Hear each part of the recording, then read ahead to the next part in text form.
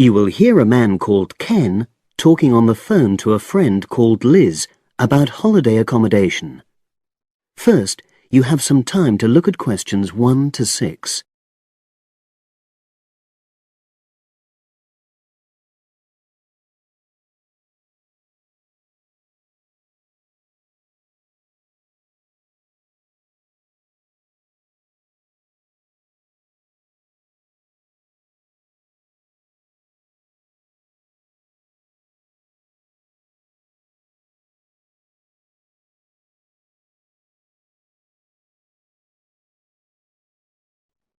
Now we shall begin. You should answer the questions as you listen because you will not hear the recording a second time. Listen carefully and answer questions 1 to 6.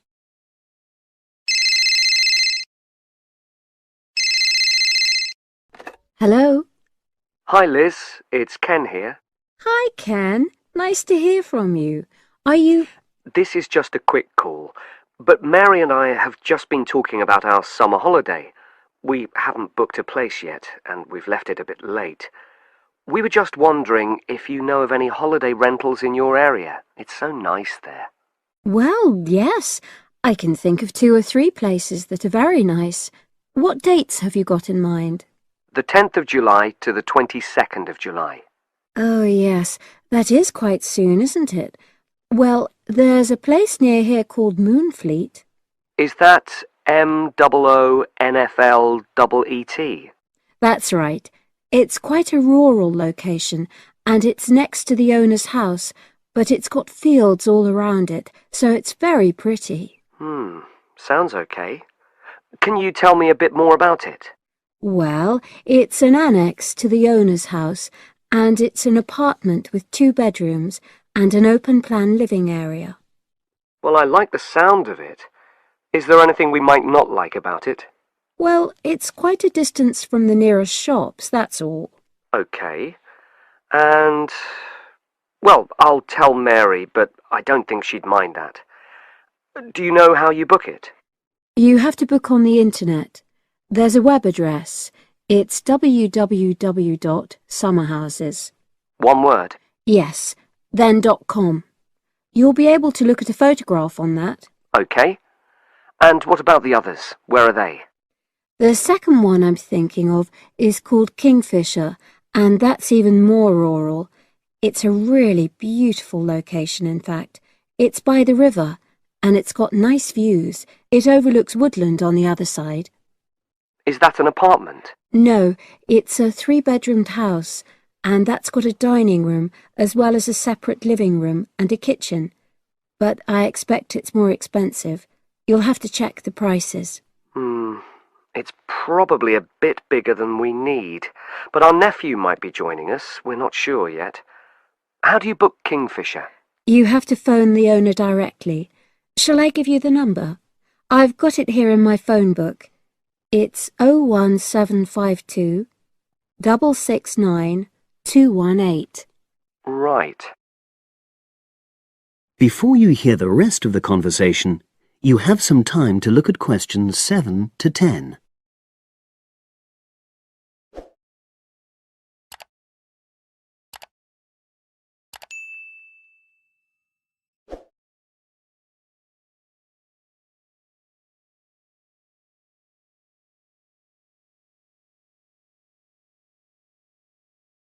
Now listen and answer questions 7 to 10. And you mentioned a third place? Yes, there's a house that my sister stayed in last year.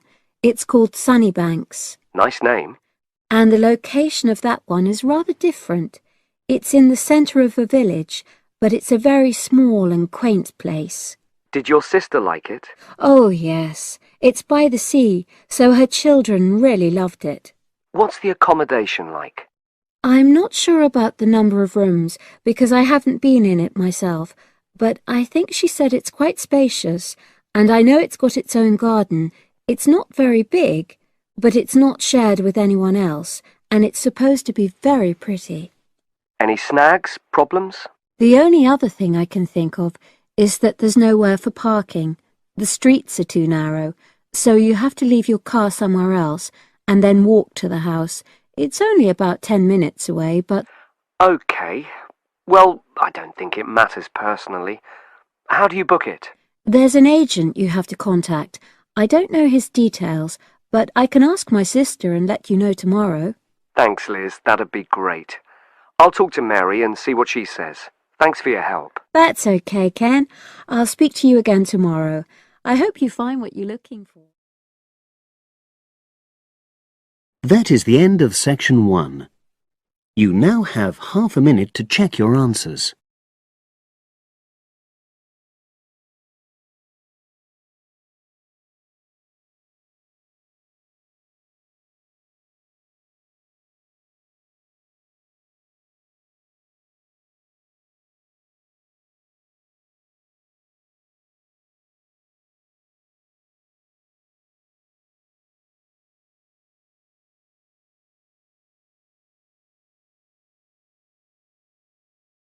Now turn to section 2. Section 2. You will hear part of a radio program about do-it-yourself house painting. First, you have some time to look at questions 11 to 14.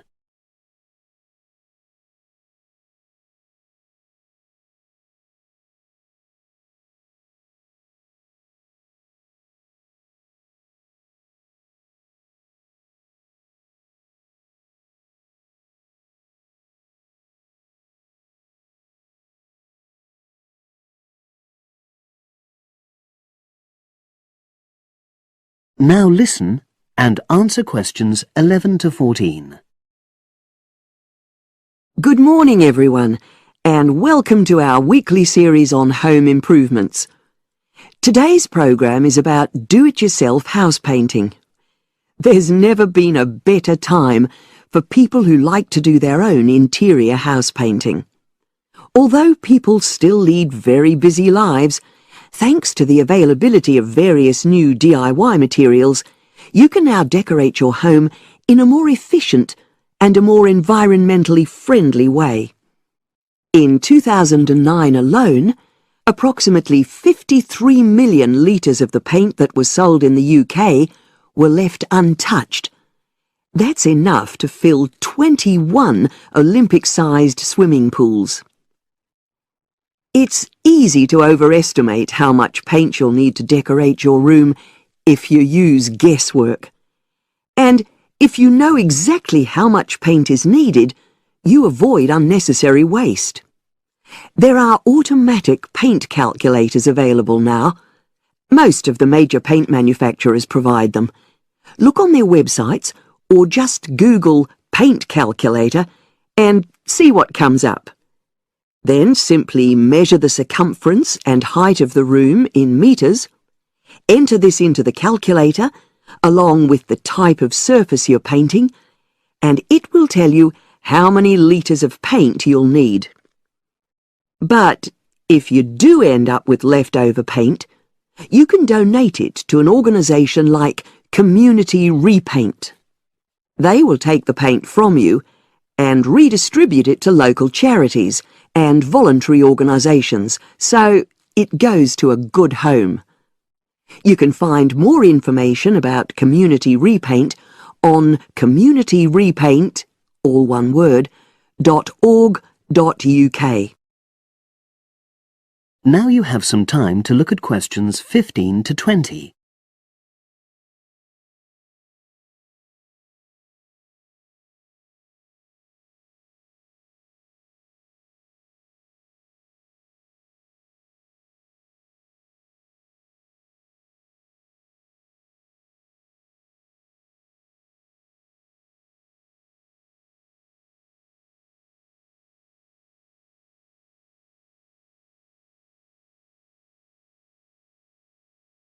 Now listen and answer questions 15 to 20. Another way of avoiding paint wastage is to check you're completely happy with your colour choice before starting to paint. For example, you can get a small sample of the colour you're thinking of using, then paint a board and move it around the room, so you can see how it looks against your furnishings and in different lights.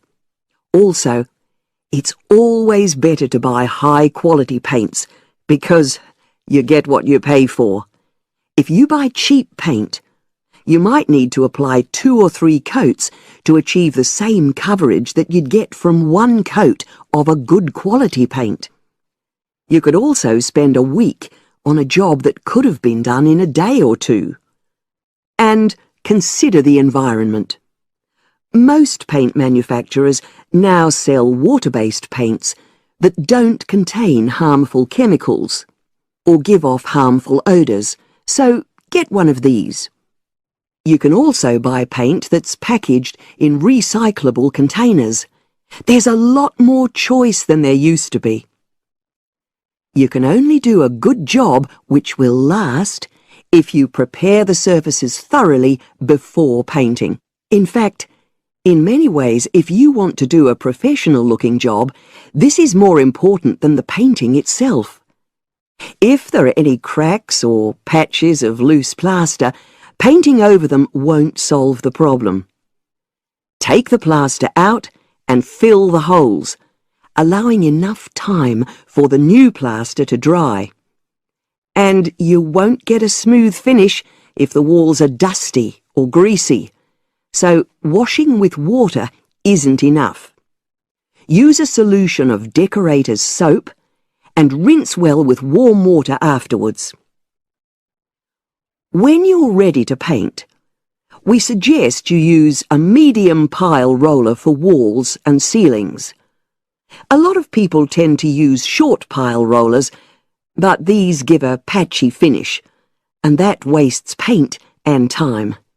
Similarly, long pile rollers can create a thick textured effect, which looks messy. The same goes for brushes. The stronger the bristles, the easier they are to wash and reuse. And as you've chosen a water-based paint, clean your brushes with cold water, because it's more energy efficient that way. As you're decorating, keep transferring small amounts of paint into a tray and keep topping it up when you need to. This reduces the chance of it being contaminated by dust and pieces of dirt. And finally, water-based paint doesn't have a lingering smell, so that's not an issue anymore.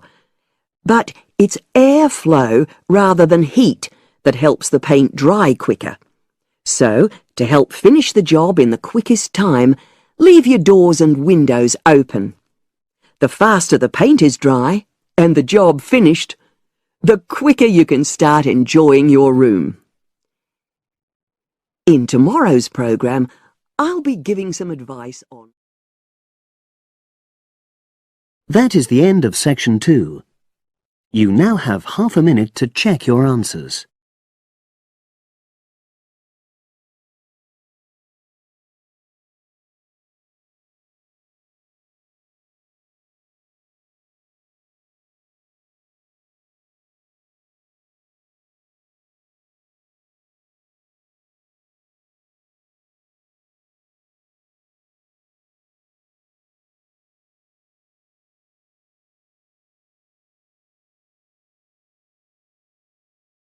Now turn to section 3. Section 3. You will hear 2 engineering students, a woman in her 6th year called Linda and a man in his 5th year called Matthew, discussing the benefits of student work placements. Before you listen, you have some time to look at questions 21 to 26.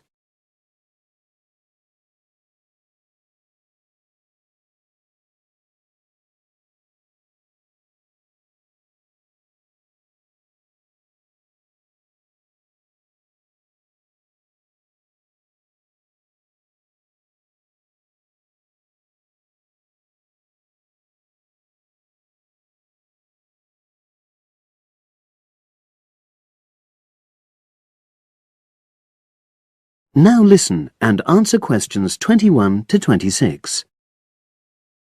Hi, Linda. Can you spare a few minutes? Hello, Matthew. No problem. I just wanted to talk to you about temporary work placements. I've Never really thought there was a good reason for doing one. I've got some savings, so I don't really need the money at the moment. But I've had an email from the university about a vacancy that looks quite interesting. You did a placement last year, didn't you? I did, yes. In my case, I wanted to find out if I was making the right career choice before I began applying for permanent jobs. I thought I wanted to work in car manufacturing, but I wasn't sure, so I applied to Toyota. What was the application process like? Lengthy. There were a lot of different parts to it. The dullest one was a psychometric test. You know, when you have to answer loads of questions about yourself. And you're trying to guess what's the best thing to say. Yes. Then there was an activity that we did in groups, which I found really fascinating. Engineers are renowned for being a bit unsociable, but I thought we made a great team. And we had an individual task too. We had to sort through various business documents and prioritize them. It was just like what you have to do as a student, really, just with different content. What exactly were you doing on the placement? I was helping to design some diagnostic software to identify any waste in the car assembly process. Do you mean waste of materials? No, time. Anything that can speed the process up helps to cut costs. How did the work placement compare to being a student? Was it hard work? Yes, it was. I'd had full-time work before. I've done various unskilled jobs during university holidays, and some of those involve long hours. So I thought I'd find it easy. I was wrong, though. I think when you're on placement, you're always trying to prove yourself. So you push yourself hard to succeed? Yes. But I got a lot of support from my employers. They were always helpful. And then, at the end of the placement, I was given formal feedback. Do you mean on your engineering ability? Well, no. I didn't really need that because we had team meetings every other day. And so I had the chance to discuss technical issues and ask about anything that wasn't clear. The evaluation was about general workplace things, like organizational ability, initiative, that sort of thing. I get the impression you think you benefited from the placement. Well, the best thing is that they've offered me a job for next year. Depending on my exam results, of course, but still. A permanent one? Yes. But apart from that, I learned so much. The industrial environment was much more demanding than the academic one, so my general skills improved, like time management, meeting deadlines. And on the technical side, I learned new software packages, like MS Project. Well, I think you've convinced me that work placements are worthwhile, but while you're here, can you give me advice on something else? Before you hear the rest of the conversation, you have some time to look at questions 27 to 30.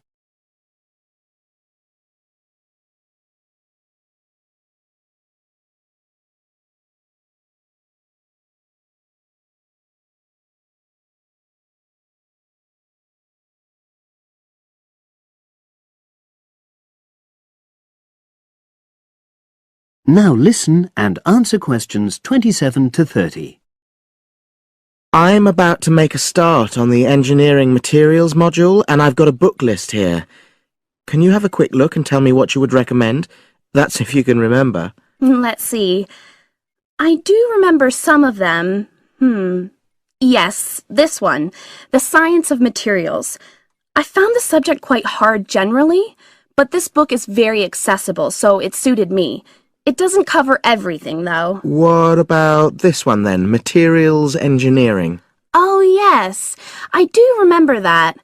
But it's a bit out of date now, isn't it? Unless it's a new edition. I don't think so.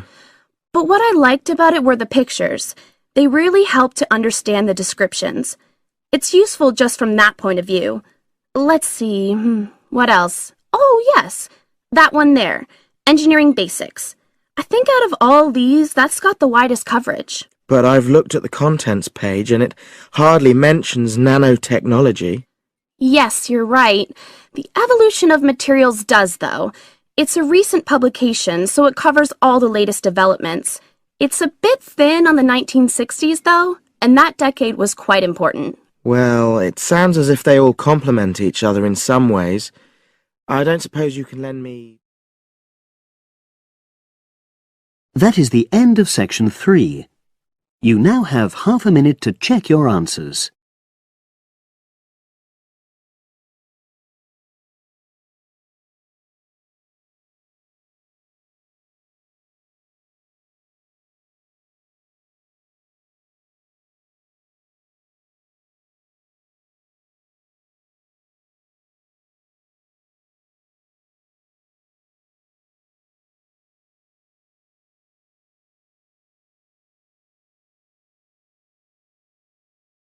Now turn to section 4. Section 4. You will hear a historian giving a presentation about techniques to identify the origin of handwritten books from the Middle Ages. First, you have some time to look at questions 31 to 40.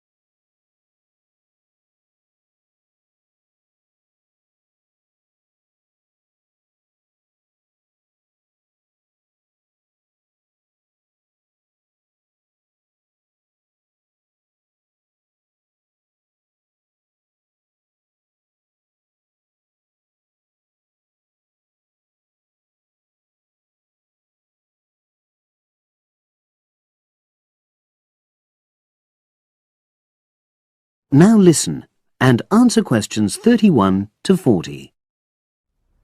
My presentation today is on how the science of genetics is being used to shed light on the origin of manuscripts, anything written by hand, produced in the medieval period, that is, the period between the 5th and 15th centuries AD.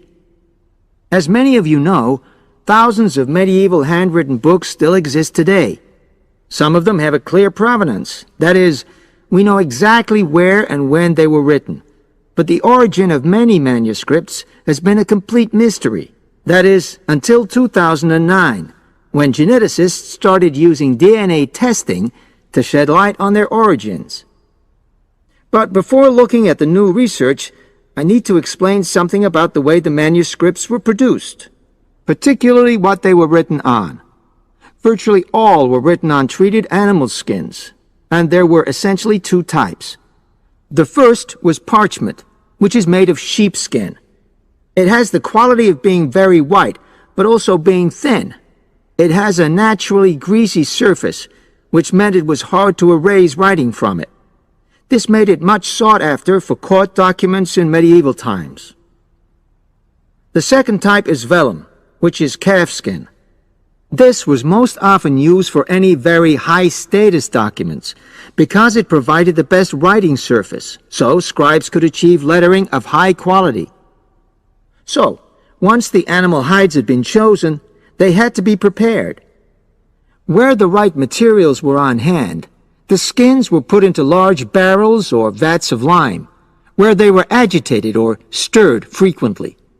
But if lime wasn't available, then the hides were buried. Both these techniques were designed to cause the hair to slough off and the skins to become gelatinous and therefore more flexible. The next stage was to put the hides on stretcher frames and pull them very tight. While on the frame, they were scraped with a moon-shaped knife in order to create a uniform thickness. For parchment, that was the end of the process. But for vellum, there was an additional stage, where it was bleached in order to achieve the desired color.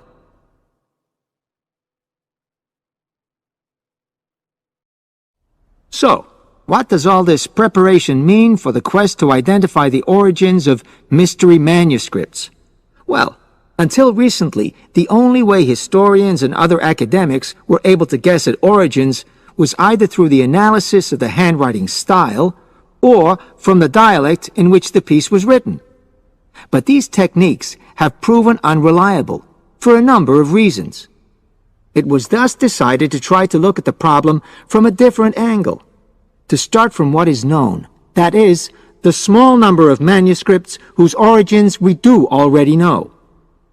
Because these parchments and vellum are both made from animal hides, it was possible to subject them to DNA testing and to identify the genetic markers for the date and location of production.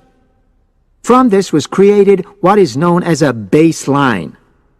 The next stage was to test the mystery manuscripts, finding their DNA characteristics, and then making comparisons between the known and the mystery scripts. Genetic similarities and differences enabled the scientists to gain more information about the origins of the many manuscripts we had known virtually nothing about up to that point. Now you might ask, what are the potential uses of this new information? Well, obviously, it can shed light on the origin of individual books and manuscripts. But that's not all. It can also shed light on the evolution of the whole of the manuscript production industry in medieval times. And because that was such a thriving business, involving very large-scale movements right across the globe, the new data in turn help historians establish which trade routes were in operation during the whole millennium. Now, if anyone has any questions... That is the end of section 4. You now have half a minute to check your answers.